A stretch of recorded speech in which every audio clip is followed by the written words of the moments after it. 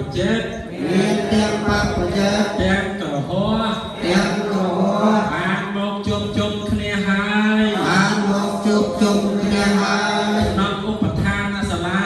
ក្នុងឧបឋានសាលាមានវត្តប្រាង្គប្រាសាទទីរាមត្រាងយើងនេះមានអាយើងនេះថ្វាយនៅ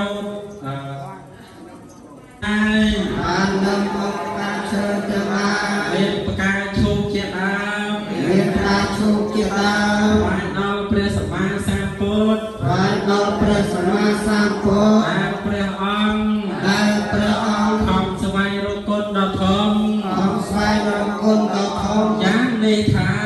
យ៉ាងនេះថាព្រះពុទ្ធដ៏មានសិរី